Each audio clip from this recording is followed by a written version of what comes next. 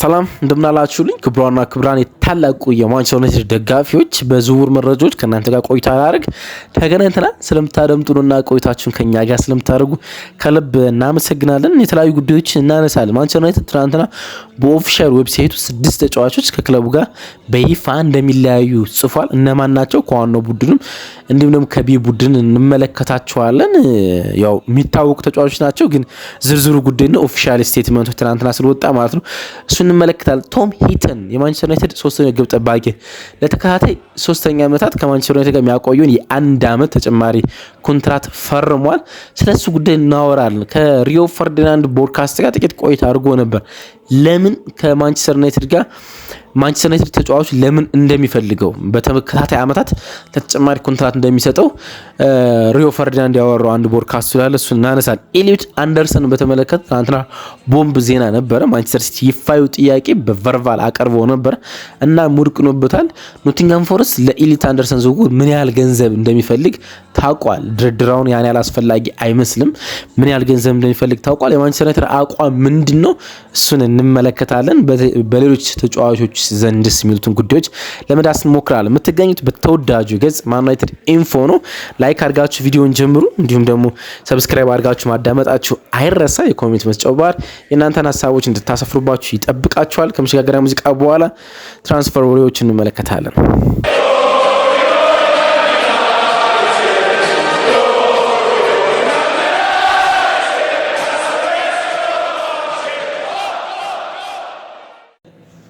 ከዚህን ጀምር እስኪ ትናንትና ማንቸስተር ዩናይትድ በኦፊሻል ዌብሳይቱ ግን የምናውቀው ነገር ግን ኦፊሻሊ 6 ተጫዋቾች ከክለቡ ጋር እንደሚለያዩ እናም ኮንትራታቸው እንዳለቀ እንደማይራዘምላቸው አስታወቀ። ታይለር ማላሲያ፣ ካስሜሮና ጄደን ሳንቾ ደግሞ ከዋናው ቡድን ጋር የሚገኙ 3 ተጫዋቾች ነበሩ።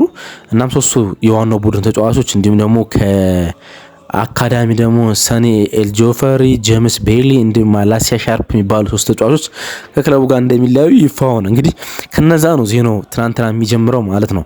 ካስሜሮ የ34 ዓመቱ ብራዚላዊ የአማካይ ስፍራ ተጫዋች 60 ሚሊዮን ፓውንድ ከማድሪድ ከመጣ በኋላ በማንቸስተር ዩናይትድ 160 ጨዋታዎችን አከናውኖ አንድ የካራባኦ ካፕ እና አንድ ኤፍ ኤ ካፕ ጨዋታ ዋንጫዎችን አንስቶ 26 ጎሎችን ለዩናይትድ አበርክቶ ከማንቸስተር ዩናይትድ ጋር በይፋ እንደተለያየ ማንቸስተር ዩናይትድ የሚያውቀው ገና ጃንዋሪ ላይ ነው። እኛ የምናውቀው ማለት ነው ገና ጥር ላይ ማለት ነው። ግን በይፋ ትናንትና በዌብሳይቱ ከማንቸስተር ዩናይትድ ዌብሳይት ተነስቷል።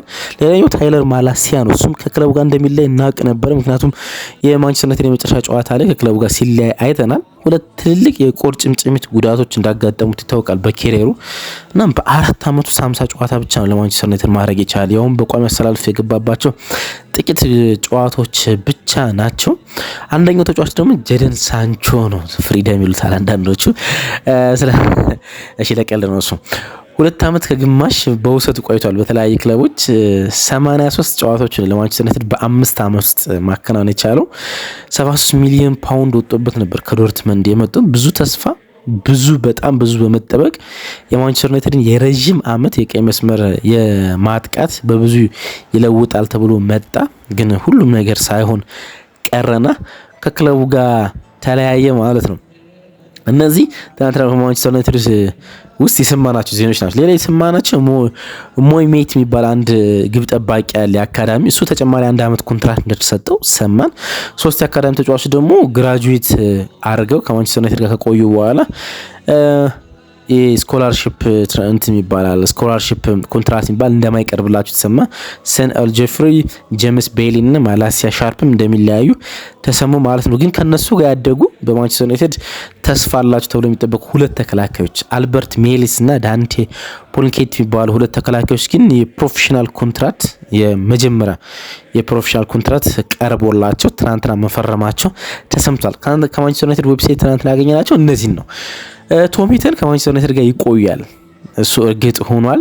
የማንቸስተር ዩናይትድ 3ኛ ግብ ጠባቂ ነው። እንግዲህ 40ኛ ዓመቱ ላይ የሚገኘው ከማንቸስተር ዩናይትድ 3ኛ ግብ ጠባቂዎች አንዱ በጣም ብዙ ሰዎችን አስገርሞ ነበር። ግን አሁን ምናምነው አንድ ሀቅ ከሪዮ ፈርዲናንድ አንድ ፖድካስት ላይ መስማት ቻልኩና ነው ያልኩት። ምን መሰላችሁ ጥቂት ላካፍላችሁ ነው። ወደ ኤሊት አንደርሰን ወሬዎች እናመራለን። እንግዲህ ቶሚተን ለ3 ተከታታይ ዓመት መሰለኝ የአንዳንድ ዓመት ኮንትራክት የተሰጠው ከማንቸስተር ዩናይትድ ጋር ቆየ። እንግዲህ በማንቸስተር ዩናይትድ ላይ የመጣ ከፎረስት ማለት ወደ ማንቸስተር ዩናይትድ የመጣ ከአስቶን ቪላ ከ2021 በኋላ ነው። ኦልሞስት 5 ዓመት ከማንቸስተር ዩናይትድ ጋር ቆይቷል።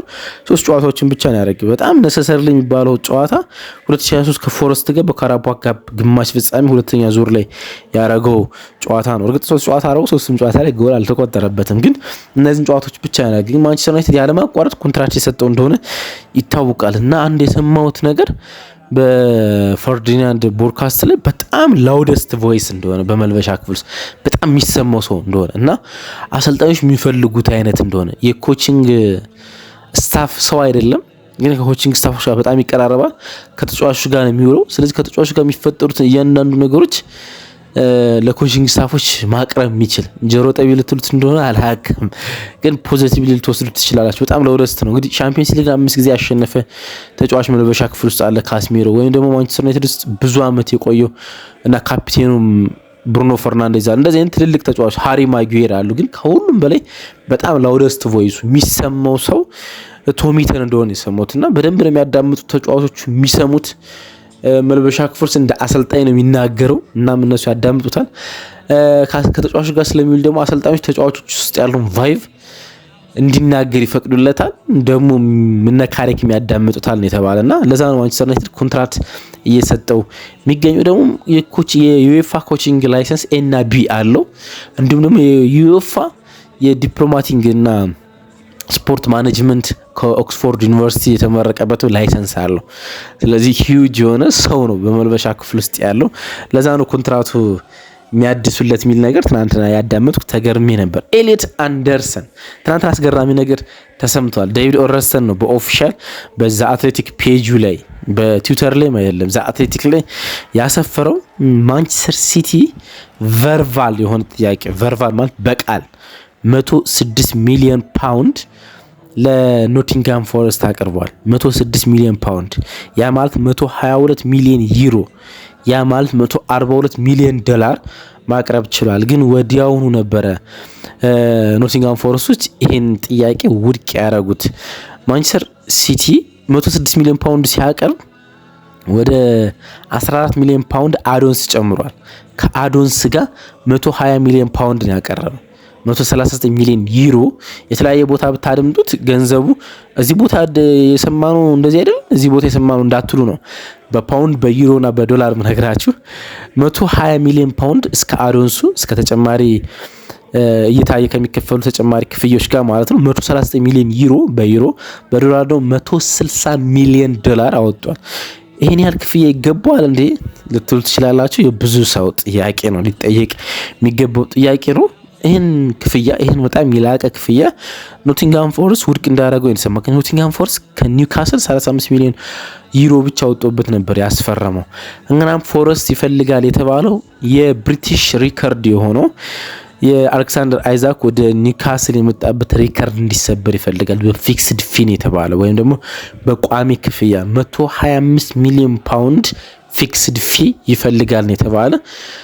ይሄ ደግሞ በጣም ከፍተኛ ገንዘብ እንደሆነ የተሰማ እና ሁለት ነገር ነው እንግዲህ የተሰማ የሚገኝ ከማንቸስተር ዩናይትድ ታብሎይዶች ማንቸስተር ዩናይትድ ኖቲንጋም ፎረስት የሚፈልገውን ገንዘብ ስላወቀ በየትኛውም ሰዓት ይህን ክፍያ ሊፈጽም ይችላል ነው የሚሉ ዘገቦች እየወጡ የሚገኙት። በየትኛውም ሰዓት ግን ደግሞ ኦረስተን እዚሁ አርቲክል ላይ ከታች ምን ያስቀምጣል? ማንቸስተር ዩናይትድ ሙሉ በሙሉ ከኤሊት አንደርሰን ዝውውር እንደወጣና ከዚህ የጨረታ ዲል ወይንም ከዚህ ከፍ ካለ የጨረታ ውስብስብ ዝውውር ውስጥ ሙሉ በሙሉ ራሱ እንዳገለለ እናም ትኩረቱ ማቲያስ ፈርናንዴዝ እና አሌክስ ስኮት ላይ እንደሆነ ነው የተሰማ የሚገኘው ማለት ነው። ምን እንደተፈጠረ በማይታወቅ ሁኔታ ውስጥ በጣም ከፍተኛ የሆነ ኢንፍሌሽን አለ በተጫዋቾች የዝውውር መስኮት፣ በተለይ ደግሞ በአማካኝ ስፍራ ተጫዋቾች ላይ ማለት ልታምኑት ማችሉት ኢንፍሌሽን ያለ ሁሉም ተጫዋቾች ክለቦች ለአማካኝ ስፍራ ተጫዋቾች 80 ሚሊዮን ፓውንድ ነው እየጠሩ የሚገኙት 80 ሚሊዮን ፓውንድ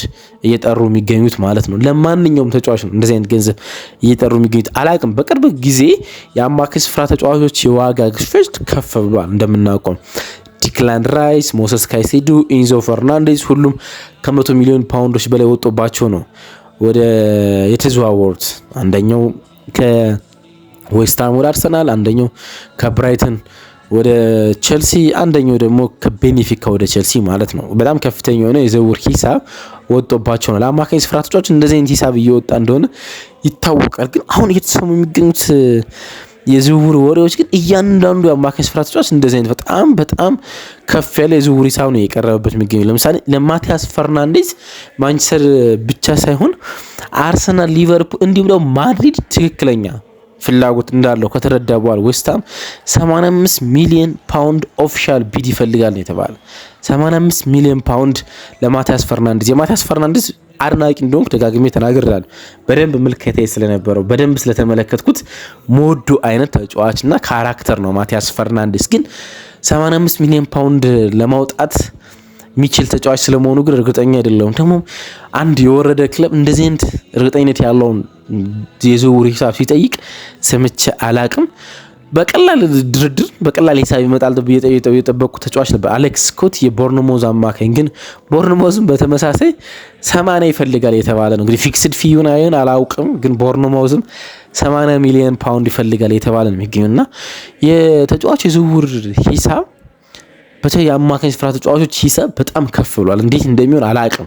የዝውውር ኦፊሻል ዝውውር ተከፍቶ ነገሮች እንዴት ወደየት እንደሚያመሩ እስክናቅ ድረስ በጣም ውስብስብ ሆኗል የአማካኝ ስፍራ ተጫዋቾች ማለት ነው። እንግዲህ የባሌባ ነው እንግዲህ ከማንቸስተር ዩናይትድ ጋር ስሙ ብቻ የሚያያዘው ከሌላ ስም ጋር ማይያያዘው።